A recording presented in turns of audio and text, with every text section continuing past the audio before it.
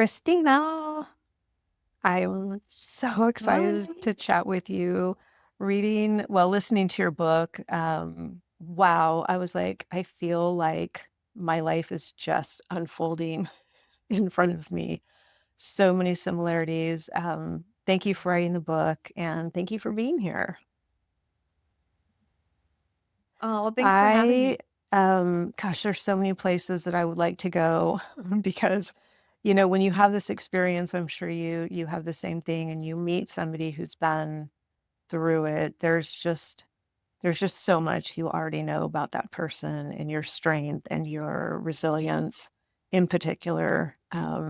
So there's a lot of places I want to go, but for people who haven't read the book, which by the way, pro tip, listen to the audio because you get to hear there's just something different about hearing it from you, but why don't you just tell us a little bit about what you first started noticing with your son, Luca? And then I kind of want to dive into the way you organize the book is just awesome with these 10 things that these insights, I guess I would call them, that you really distilled out of a very traumatic experience. So we'll dive into those, but bring us up to speed on your experience and what you want people to know about that. Sure. So Luca is my oldest. I have 3 children.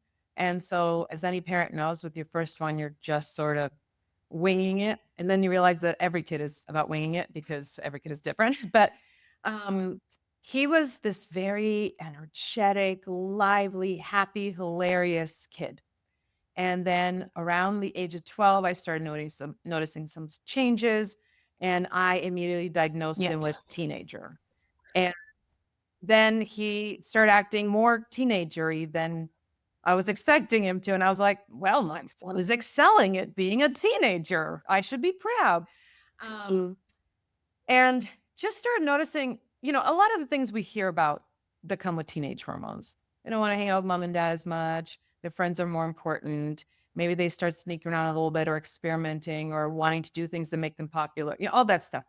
Um, but what I eventually realized, or what I noticed, is he wasn't just isolating from mom and dad. He was isolating from friends. He started isolating from everything that brought him joy.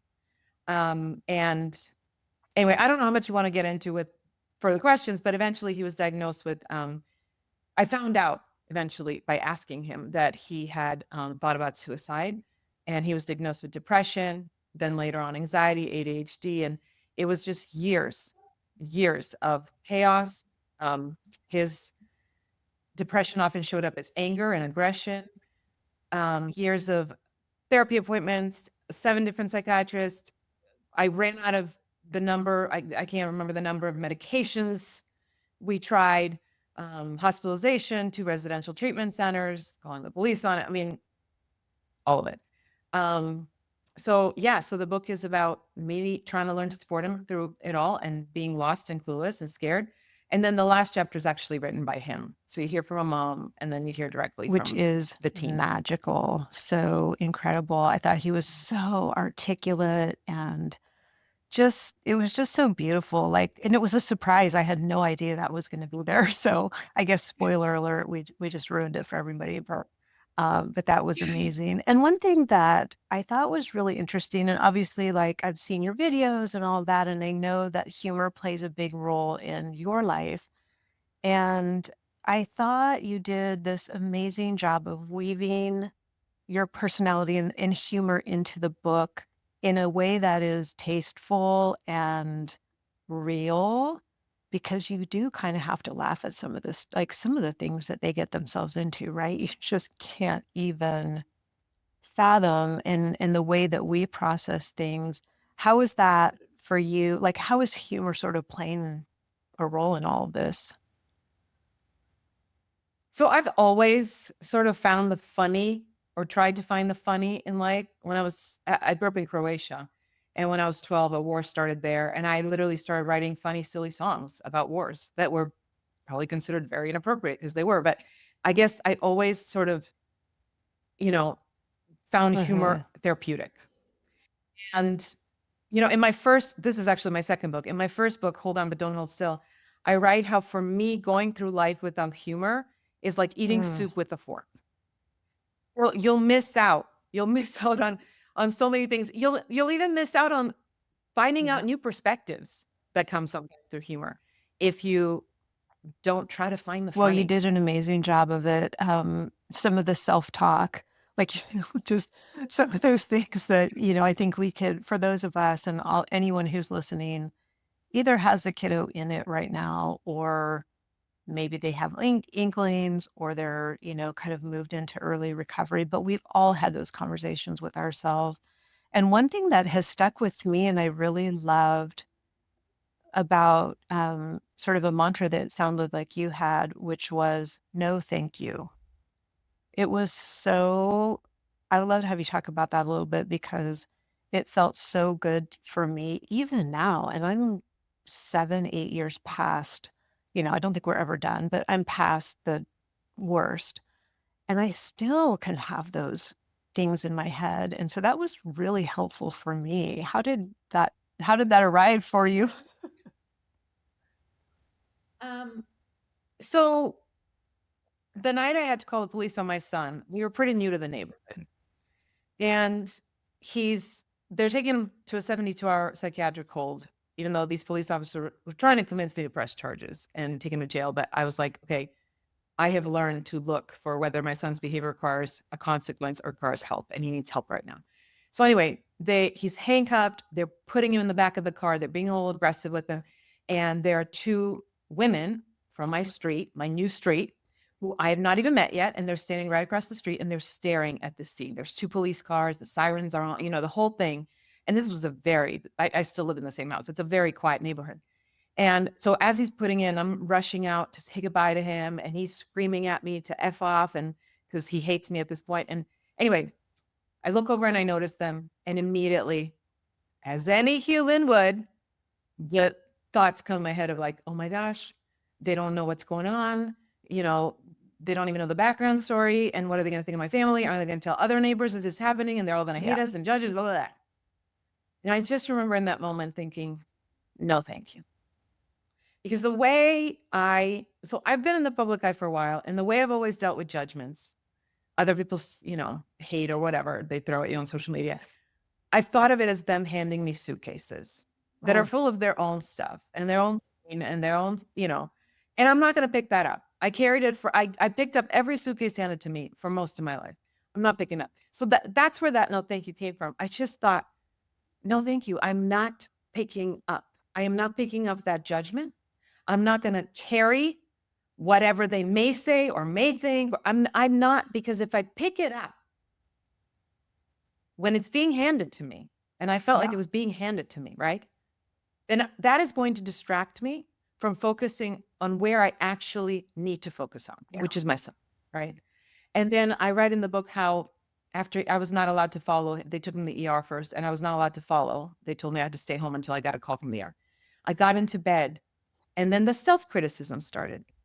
How much of this is your fault, Kristina? What did you do or didn't do that your son is being taken by the police on a psychiatric hold? What kind of a mother are you? All that stuff. Why didn't you know how to get him help sooner and the right help? And I remember laying in bed and whispering out loud, no, thank you, to No. myself too, right? I am not doing this. I'm not picking up this self-criticism. And it really did become a mantra for me. And I still use it, because I'm human and I still think, oh, what will so-and-so think? And I immediately, thankfully now I've done it so many times that my brain immediately goes there.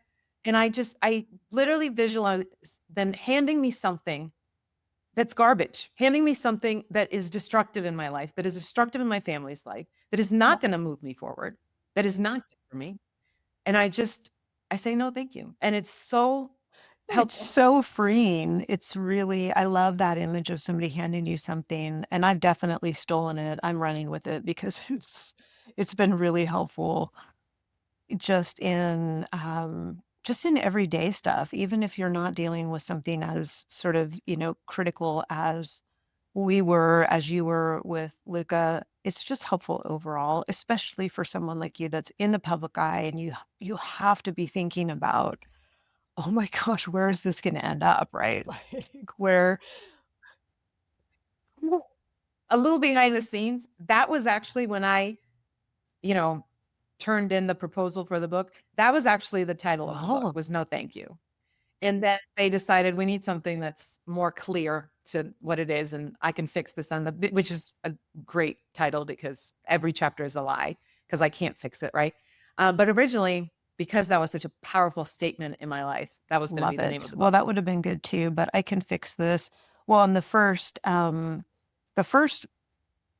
5 lies, which are I can fix this, I'm in control, it's my fault, progress is straight, and good parents are selfless. Like, hands down, every single person I talk to has all of those lies just imprinted in their brain. And I'm just wondering, when did you start to sort of turn the corner on these? Was it sort of gradual? Did everything unfold as you were going through it, or did you have to get some distance once Luca did start to improve? Like, how did all of these kind of manifest themselves with you? So the first 5 definitely were gradual and throughout the process. Um, and because we humans are silly, silly people, we learn a lesson and then we do the same thing and we learn again and again. So even though I could identify this as a lie, for example, I don't have the control to fix it, or this is not within my control, all those, even though I knew they were lies, my brain would still, or my anxiety would still go, why can't you fix Yeah. this? Why don't you have control over it? So, as any healing process takes, it took time to really work through those. But those were happening in real time for me.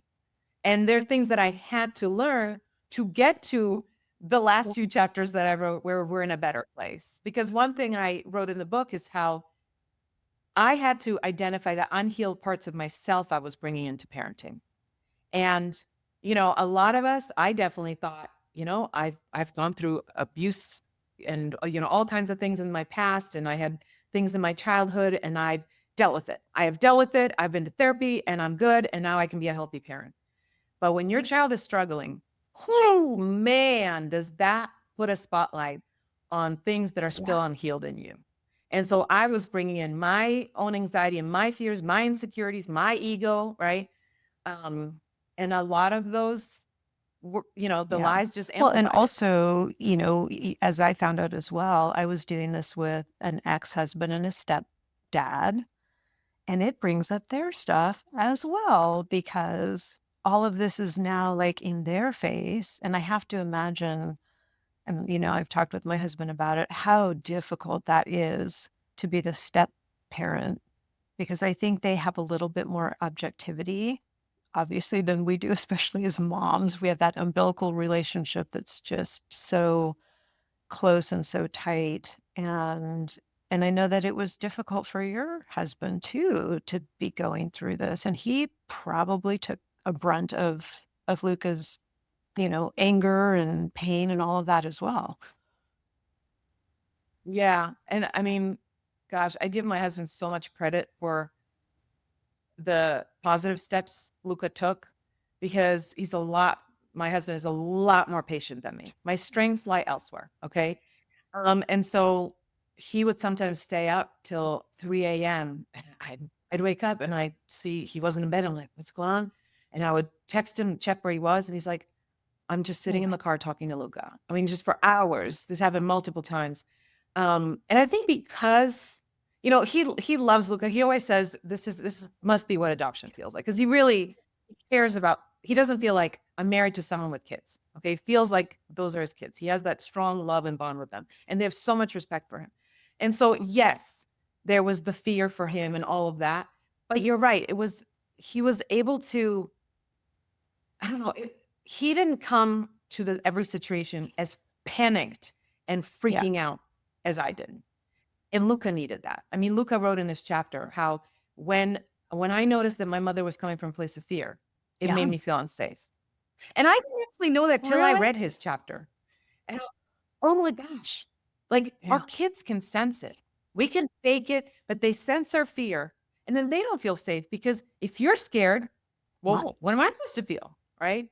So, yeah, my husband was so helpful, but I also write in the book, as you know, how it impacted my marriage negatively, this whole situation, because I was emotionally spent. I was overwhelmed, and marriage felt like yet another thing on my emotional to-do list that I didn't have time for, Right. and I didn't even care, right? I'm just trying to keep my son alive. So, my husband, who's very private, was gracious enough to let me write about that and help me write it. And then we also write how we got back on track. But yeah, I can't even imagine being a I stepparent can't in this either. situation. It's a lot, and I love the solution that you guys came up with. I don't want to talk about because I want people to read it. It's very powerful, but also, I didn't have the suicidality issue to deal with. My son put himself in extremely dangerous situations, which weren't easy to deal with. But I think there's a different level of fear when you do know that your son could hurt himself. And you wrote about the counselor, the therapist who brought you in and said, "Do you have guns in your house?" And I can't even imagine that level. How do you walk through each day when you know that's a possibility? I have no idea. I mean, I wrote the book, so obviously I've retold the story over and over, and still, when I think about that story with the counselor, I get like really emotional. Well, first of all, when I asked my son when he was 14, "Have you ever thought about hurting yourself?" And he said, "Yes." And is it because you want to die? And he said, "Yes." Yeah. Your whole world changes. Your entire world. Now you are constantly living in fear. If he is not in your presence, which Right. he can't be Right. 24/7, you are scared. I would, you know how when you have a newborn, you go, you'll like put, when they're sleeping, you'll put your face close theirs because they're so Yeah. still and you just want to feel their breath and make sure they're okay. I used to go into my son's bedroom when he was 15, 16, 17, putting my face Ugh. close to his multiple times a night to just feel his breath, to know that he hadn't taken his life and wasn't laying there dead. I mean, it's awful. Living Ugh. like that is awful, right? And and so when we had already been hospitalized, he had already been through, so much. And now this counselor is telling me, asking me if I have any guns in my house. And I said, "No, what? Why?" And she said, "Luca, if he has access to a gun, he will kill himself. He has a plan."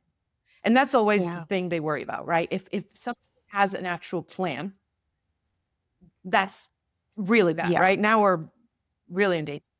And not that someone just telling you that they're having suicidal thoughts is not danger, but and and then, she started asking, "Does anybody you know have guns?" And then my mind's just going crazy thinking about, I don't know about all of his friends' homes and all this stuff. Um, and then after that, she said, "I need you to hide all the knives in the house." And I'm sitting there and it's like, what is this life I'm living? What? Nobody gets excited to have a baby and gets pregnant or adopts or whatever and thinks someday I will be hiding the knives in my house because my child might Yeah. hurt himself. Well, for months, I don't even know how long, we would have all the knives locked up in a cabinet in the garage. And I I was had to like, make "Wait a dinner, minute, how do you cook?" right? It was crazy. I would go to the garage. I would take the knife, chop up the onions, whatever needs to chop up, wash it immediately, and go put it back and lock it up. I mean, it it didn't feel like I was living my own life. It felt like I was living a nightmare. So for any parent going through it, I mean, first of all, get all the support you can because you can't do this alone. Yeah. You cannot do this alone, and you should not do this alone. But also one thing I had to accept, which is so hard, but I hear this from parents who unfortunately did lose their children, um, is I realized that my value cannot be attached to any specific outcome, especially when that outcome is out of my control. Yeah. And that's really hard, right? Because parents, we feel like we should, if we see a problem, we should know how to fix it. We should know how to make it better. And we start blaming ourselves. And I had to just repeat to myself, I am doing the best I know how. I am providing him with all the support I know how. But I will make mistakes, and that's human. And I will not have all the answers, and that's human. That doesn't make me inadequate. It makes me human. And also, my value and worth cannot be attached to who he is, how Yeah. he's doing, or how he ends up. And that's very, very hard thing It's to accept. so hard. And I think that's what I see parents really struggling with so much is the blame. First of all, the blame and the million questions that you ask yourself. Well, what if I would have done this? Or what if I hadn't? And maybe that sleepover. And then there was the camp that he went to, and the just the crazy reel that's going through your head about what you did or didn't do. And then that idea of not being in control is so hard. Did you have like, what was the help that you were getting through this to be able to start recognizing some of that? Because I don't think it comes naturally. Like, I never got a manual on that. I don't know if I missed it or what, but like, how did you start processing that? I mean, the most helpful thing for me and for Luca actually were support groups. So we, after he was done with his, he went to 2 different residential centers, but after the first one, they recommended a support group, and we found one. And he would go Mondays, Wednesdays, and then Saturdays we would go together. It was like families. And so him sitting there and hearing other kids go, "Hey, I'm having these thoughts. I'm having these feelings." He's sitting there going, "Oh my gosh, somebody else feels what I feel," Yeah. right? You immediately feel less alone, which I believe that healing doesn't Yeah. happen in isolation. And so that was very helpful to him. But then Saturdays when I went, I'm sitting there with sometimes 30 other families. And some of them are way ahead of us. Okay. Right. They've been going through this way longer. Some of them are on their third kid who is struggling. Right.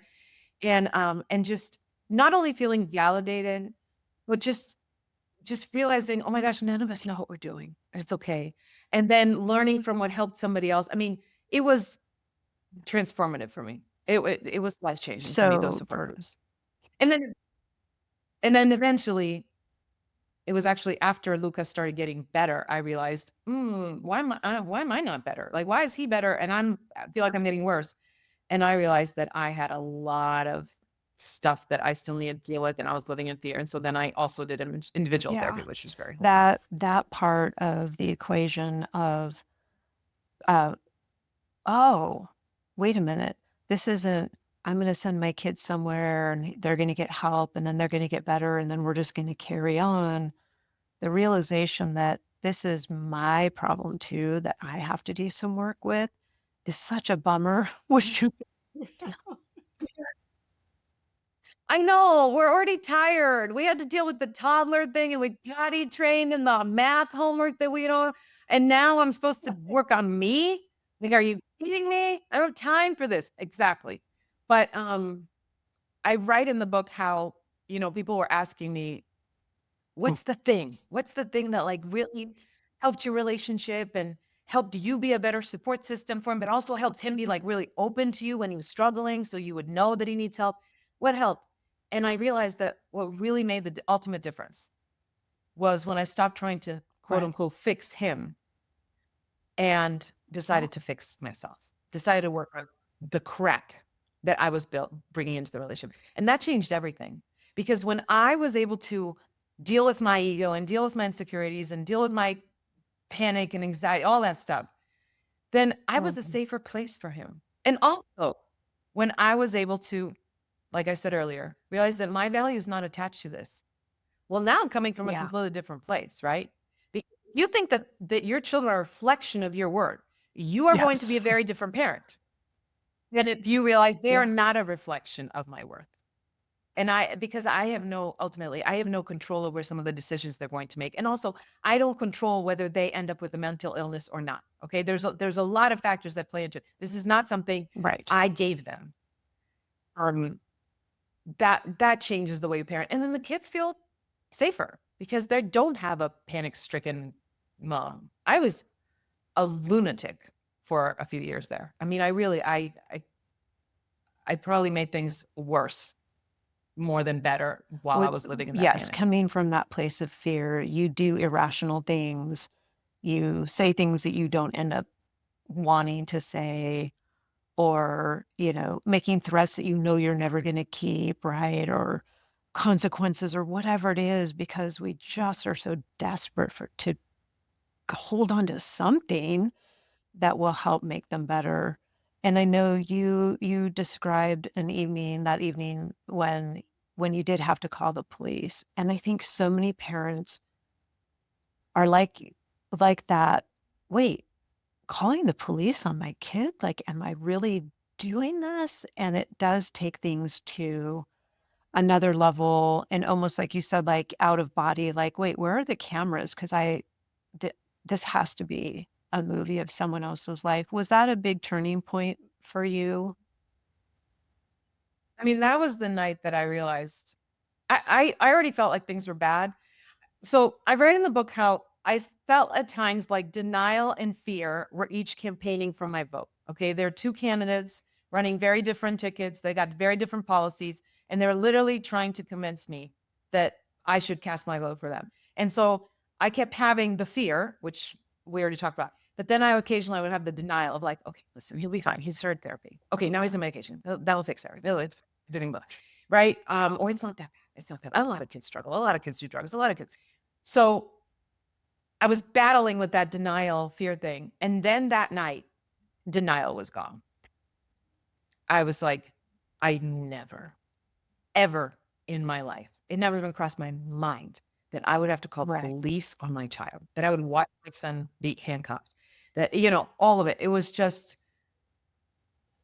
it's a very humbling, heart wrenching experience. But I do want to say for anyone listening, there's no shame in it. There's no shame in it. And it doesn't mean you're a bad parent. And it doesn't mean that your child is a bad child. Your child is in pain and they need help. That's it. I don't believe they're bad children. I believe they're children who are in a lot of pain and they don't know how to deal with it. We adults often don't know how to deal with their pain. Pain comes out in really unhealthy, sometimes aggressive, sometimes isolating ways. And there is nothing wrong. We see all these memes and all this stuff on social media. It's okay to not be okay. It's okay to ask for help. And we think of like little things, like asking a friend for help. Sometimes asking for help means calling the police. Yeah. And that's okay. That's okay. It's not ideal. But if that is the step you need to take in order to get your child help, that's the step you need to take, and you should never feel embarrassed about it. And I'm so glad, as I was writing this book, with every chapter, Luca was helping me because I wanted to be authentic to his story. And there's so many times, like when I wrote the whole scene of what he did and, how he got aggressive and violent and all that before we called the police, I said, Luca, we don't have to write all that. I can just say it was a rough night. I can kind of, and he was like, no, Mom, write it. Write every detail, because this is stuff nobody's writing about. And it's true. And so I'm so proud of him for not having shame about it. Because he shouldn't. He will so openly now talk about, I was in a psychiatric hospital and I was taken in by the police one time. I mean, he's very Well, open I've seen you have a couple of videos talking with him on YouTube that I think are must watch, and I'm going to link to them in the show notes so everybody can see them, because it's such a beautiful just way of getting that hindsight that you have now. And I feel so fortunate that I can have those conversations also with my son. And there's so many parents who can't, right? Because their kids are no longer here. So I feel like it's so important to watch those. And I would encourage, if anybody is listening, please watch those, because you hear from both sides, like, well, here's what was going on with me, and here's what was going on with me. And sometimes, I don't know if you guys found this, what I remember was very different from what my son would remember. And he'd be like, no, that's not how it happened. And I'm like, oh, yes, it is. And neither one of us really know, because he was probably under the influence of something, and I was under the influence of fear and panic and anxiety. So who really knows the truth? But yeah, it can be two very different perceptions of something. Yeah. Yeah. There's a really amazing point that to me feels like a turning point for you, a birthday party that you had that I was like, yes, she went. So good. Because we talk a lot in Hope Stream, we talk a lot about self-care, and I've actually switched that now to talk a little bit more about self-preservation, because when you're in it, you really are in self-preservation mode. Tell a little bit of that story of the decision that you had to make. Yeah. So I love birthdays and I make a really big deal about everybody's birthdays, but I never had like a big birthday party. And so my 40th birthday was coming up and my husband was like, I think we should throw you a big party. So he gets this beautiful, reserves a room in a beautiful restaurant overlooking LA. And, he gets a DJ and orders a cake and photo booth, this whole thing. We have friends flying in from out of town. It's going to be this beautiful big birthday party. And then that weekend, right after the party, I'm going to go away on a girls' weekend to Santa Barbara. So this party was planned for Friday, which was my actual birthday. On Tuesday was the night I had to call the police on my son, and he was taken in. On Wednesday, he was in the ER waiting for a bed to open up in a psychiatric hospital, and I kept coming to visit him in the ER. He kept yelling at me to get the F out. And then that night, he was finally transferred to a hospital, and Thursday was his first day at the hospital. And so I said to my husband, obviously, we got to cancel everything. And he tried to encourage me to still go through with it. He was like, Kristina, there's no visiting hours Friday night at the hospital, so you can't see him. And I was like, no, I can't have a party. This is insane, right? So I called my mother-in-law and she very gently said, Kristina, if you don't go through with this party, what will you do instead during that time? And we both knew that I'd be crying and, worrying and all that. And she said, maybe this is the exact time that you do need to be surrounded by people who love you. So reluctantly, I go through with this party and I show up all dressed up and I'm trying to fake the smiles. And inside I'm just dying because I knew that sitting right next to me, it was supposed to be Luca. And I am like just having a hard time even holding it together. And then all of a sudden a friend of mine pulls me onto the dance floor and I let loose. I dance and I dance and I dance until there are blisters on my feet and there's sweat running down my back. I'm dancing. And I wrote in the book how it felt really, really, really good. And right after it felt really, really, really good, it felt really bad. Because what kind of a mother has a party for herself and dances while her son is in a psychiatric hospital wanting to die? So months later, I'm talking to a friend of mine, and I tell him, I can't shake the guilt. I cannot shake this guilt. I cannot believe I went through with that stupid party. I just feel like that was the most selfish, stupidest, awful decision as a mother. And he says to me, Kristina, you did Luca a favor. I'm like, what? That doesn't make any sense. And then he proceeded to tell me how when he was in high school, he went through a depression. And he said, I put my mom through a lot during that time. And if I knew that on top of everything I put her through, that she canceled something she was really looking forward to, and Luca knew you were really looking forward to that, I would still feel guilty to this day, decades later. Like at that party, you gave Luca one less thing to feel that he destroyed. And I mean, mind blown, right? Because I never thought of it that way. Because I think we convince ourselves that if our loved ones are struggling, that we have to struggle as well. That's the only way that we show true empathy and love is if we're also struggling. And so my perspective was once Luca is happy, I can be happy. Once Luca is fully enjoying his life, then I am allowed to fully enjoy mine. And what Zach taught me that day is that is a hell of a lot of pressure to put on someone. Because what if Luca is never healthy? And also good emotions, positive emotions, should not be some sort of a reward that I have to earn, especially when earning it is contingent on circumstances completely out of my control. And so then as I was writing the book, I actually called him into my office and I was like, hey, we never talked about it. Like, did you know that I had my birthday party? And he was like, oh yeah, I saw some pictures and I saw some videos. And I'm like, oh my gosh. He's like, yeah, I saw videos of you dancing. I'm just like dying inside. And I said, Luca, tell me honestly, what do you think about the fact that I went through at that party right after you were hospitalized? And he said, Mom, he kind of got emotional. He goes, Mom, you deserved it. I'm so glad. And then when we had a bigger conversation about it later, and I told him what Zach said, my friend Zach, he completely agreed. He's like, I feel so guilty about the way I treated you. I did not need one more thing to feel guilt about. There you go. There you go, parents. I feel guilty, prioritizing myself, taking care of myself. No. What you're doing is you're actually removing guilt from your child who is struggling. Yes, permission slip granted to go do the thing. even if that means it's a party and you're going to be dancing and your kid is in the hospital. Yeah, I agree. My son Yep. said the same thing. He said, "Oh, when you would tell me you were going to go have a cup of coffee," and I had to fake it at first because, like you, did not feel good. He said, "Oh, I felt so much better because I knew you were taking care of yourself." They want us to be well, right? They want to know mom's okay. And that's so Yeah. hard, but it's so important. And I know that you have other kids, so like that whole part of it, as if you didn't have enough with the one, and you're worried about the Yeah. others. So talk a little bit about what that was like for you guys. So the night that we had to call the police on my son, we were in my bedroom and my husband was making sure that Luca didn't run away because a week or so prior he had run away from home. He was suicidal. We were obviously petrified. And so he was making sure he wouldn't run away again. And my little one, Mm, he was 4, my youngest, 4 at the time, starts knocking on the bedroom door. By the way, he's right. hearing Luca screaming, threatening us. He's hearing, he threw a glass at me. It missed me and hit the wall, but he's hearing all this shatter. And he starts knocking on the door. He goes, "Mommy, I need some water."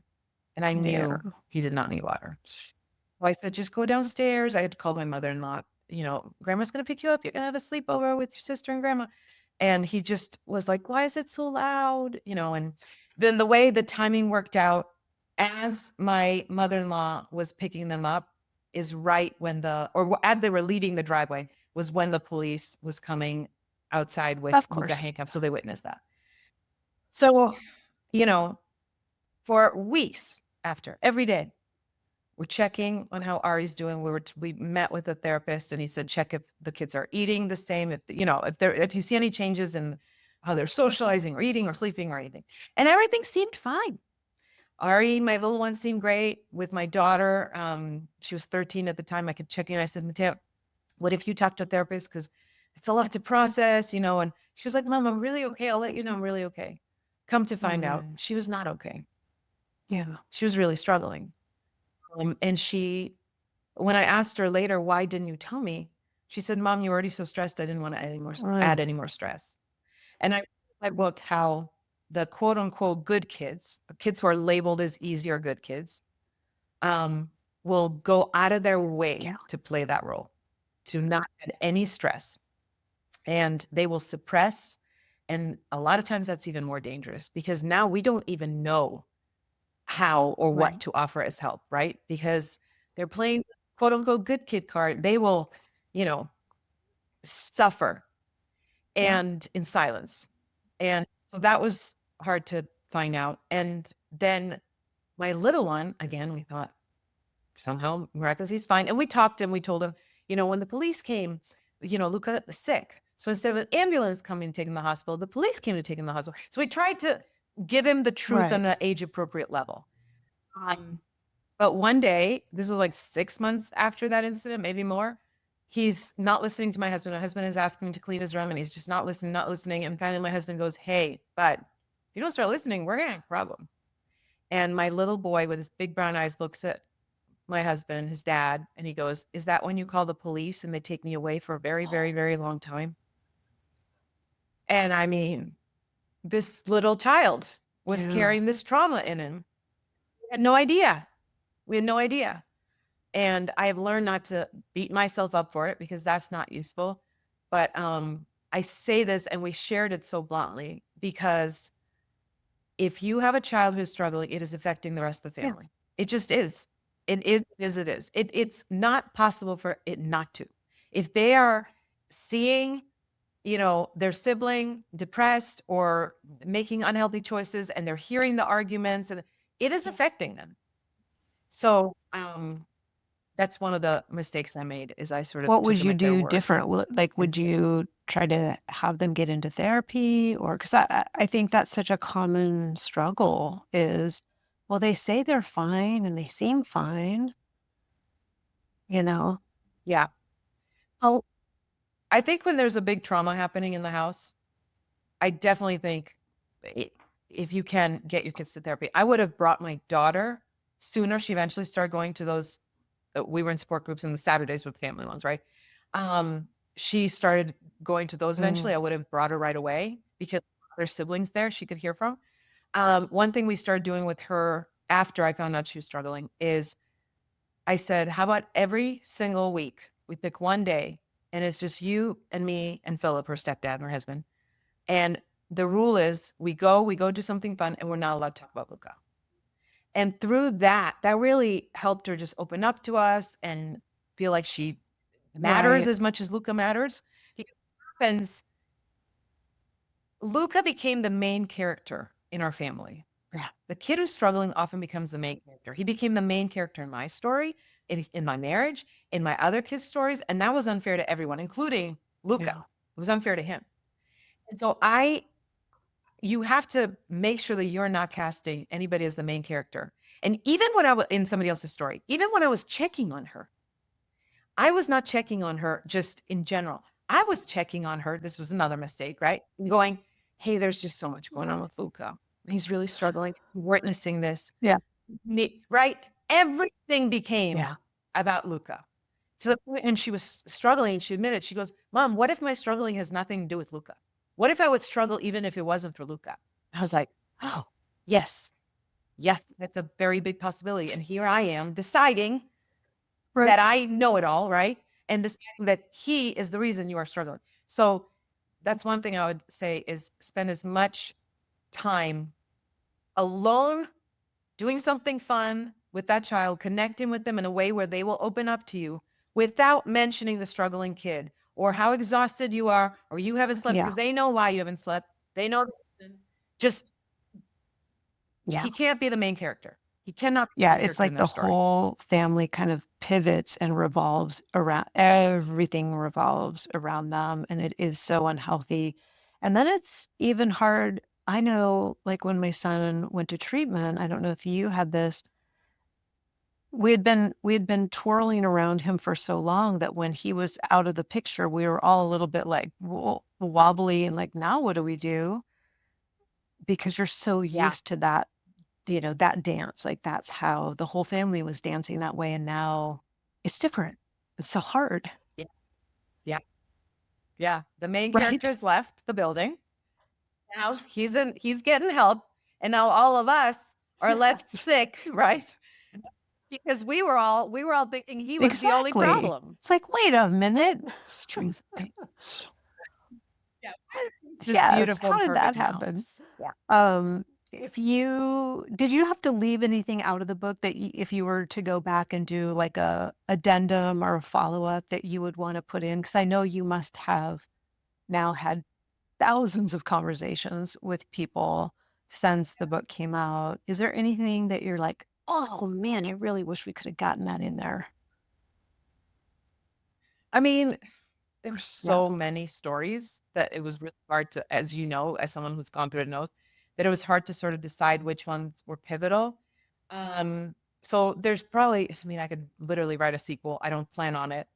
But the one thing that Luca has mentioned that he wished he had written more about was his experience being bullied as a kid. Because really, and even through all of this, he kind of didn't, I don't think he realized until he was in a much healthier place how much it affected him. And the ironic part, I guess, I don't even know if the right word is ironic, is that when he was 11, he and I made a video, 4 ways to deal with a bully. You can find it on YouTube, and he's a cutie little guy. His voice wasn't deep yet. And he is talking about being bullied and the way he deals with it. And he's not going to let other people, determine who he is. It's a very, very cute video. But I think that's another thing of like, we parents just take them at their word, right? Because Luca was being bullied and we would check in and everything. And he was like, Mom, I'm fine. I know how to deal with it. It's about them. That's their, he's saying all the right things. He's saying all the things you want your kid to say if they're being bullied. But again, these things leave scars, and those were deep. And so he did say, if I could write it again, I would write more about that, because so many kids have gone through that. And also parents need to hear that even if your kid, just like if they have a sibling who's struggling, if they're being bullied, if something big is happening in their life, it will affect them. And it's really easy for us parents to convince ourselves, especially, when we have other stuff going on or one kid is struggling, that everything else is fine. It's like we Yeah. need things to be okay. And again, then he wasn't struggling yet, but motherhood is hard and it's challenging. And so if my kid is telling me he's fine, phew, good. One less thing I have to, deal with.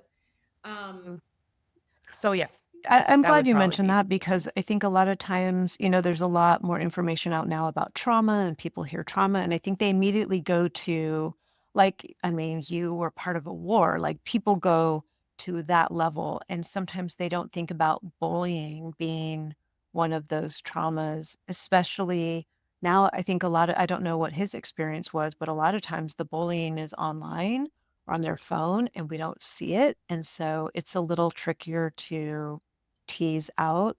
But I'm glad you said that. Just also as a reminder that, that denial campaign can be very convincing, right? Even if we are hearing all the things, I think a lot of times there's something in our gut that is like, "Mm, maybe not, and we just don't want to listen to it because there are a million other things going on. So listening to the gut, I think, is really important in those cases. And it's tricky because you don't want to cause more friction and more trauma badgering, right? Yeah. Because then it could be another issue. So just finding grace for yourself to figure out how to do the best you can. Um, and listen. Yeah. And I think that part that you're talking about of, you know, if you're constantly going to your kid and saying things like, I know you're being bullied and this is awful, you don't deserve that. Let's get right. That can obviously make the trauma even worse because now my parent is coming from Right. a place of fear, like my son said, they'll say. I think that part has so much to do, again, back to us healing those parts so that we can come from a place of connection instead of control. I write in the book how in every interaction I have with my child, I can choose to either Mhm. control or connect because I can't do both. And I've tested it out for all of you. You're welcome. You Yes. can't do both at the same time. And what happens, we hear a kid is being bullied or a kid is struggling, we Yeah. go into control mode. And control mode looks very different to our children Yeah. than connect mode. Connect mode is what is gonna get them to feel safe and open up and actually maybe even really think about what they're feeling instead of just I'm Mhm. fine, okay, right? Connection. That is, I mean, if I could go back and do parenting, and by the way, I'm not one of those people that Yeah. lives in regrets, and I know we all make mistakes and blah, but if I could go back and do one thing differently, it would be to always make the decision in those moments. I'm gonna Right. connect instead of control. Beautiful. Well, I know I need to let you go. Just wondering if you were to bump into a mom on your street this week and she was like, kind of going through a rough time with my kiddo, what would be the first thing you would say to her? Um, First of all, I would Right. give her a huge hug and I would wanna remind her that her child is not broken and your family's not broken and you're not broken and struggling is normal and we all need support sometimes. But the main thing I would want to emphasize to her is the only thing you can control right now is how Mm. you treat yourself. And what we tend to do when life is hard, I think of this visual. Life throws all this stuff our way, unexpected stuff. It's just huge pile, right? And it's Yeah. heavy. It's heavy. We silly humans do is we add to that pile and make it heavier by going, what's wrong with me that I don't know how to fix this? Why am I inadequate? Why is my child struggling? Is it my fault? I feel guilty about this and I'm not good at this. And right. And we Right. make the pile even bigger. So the way you treat yourself is the key through all of it. And you gotta give yourself so much grace and forgiveness and not expect perfection and just treat yourself with the same kind. This is how I always think of it. Treat yourself with the same kindness that you would want your child to treat themselves Mhm. with if they were going through their child, right? Model that. You're never selfish or self-centered or should feel guilty for taking care of yourself, because you are taking care of the most important person in your child's life, and you are modeling to them how to be forgiving of themselves and how to give themselves grace and how to treat themselves with so much patience and kindness when life is at its worst. So that's the only thing really that you have Thank control. you. Beautiful, beautiful words, wise words, hard-earned wisdom, I know. Thank you, Christina. I appreciate it so, so much.